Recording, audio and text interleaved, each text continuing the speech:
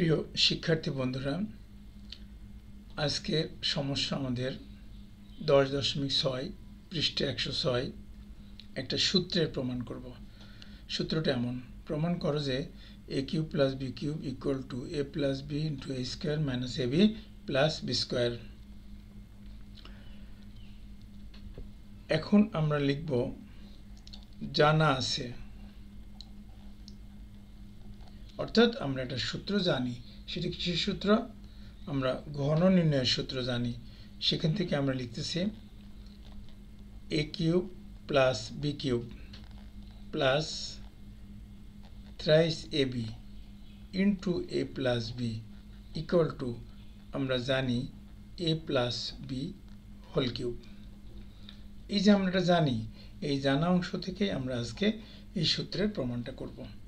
তাহলে বলতে পারি a cube plus b cube equal to a plus b whole cube minus thrice ab into a plus b। এখন a cube plus b cube ডান দিকে থাকলো, বামে থাকলো। এখন আমরা ডান দিকে a plus b whole cube এবং minus thrice ab into a plus b, এখানে আছে 3টা, ওখানে আছে 1টা। তাহলে আমরা এখান থেকে একটা কমন রাখতেছি, অর্থাৎ a প্লাস bটা কমন রাখলাম। এবার বাকিটা আমরা লিখে দিলাম।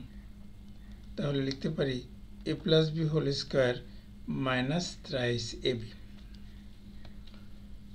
এখন যদি আমরা একটু চিন্তা করি তাহলে দেখো a cube plus b cube equal to a plus b, এখানে আছে a plus b whole square, এটাকে ভেঙে দাও, a square plus twice ab plus b square minus thrice ab।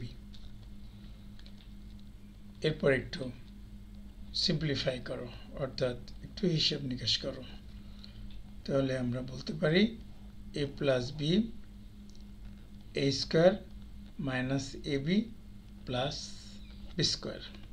দেখো আমাদের এই সূত্রটা খুব সহজেই প্রমাণিত হয়ে গেল।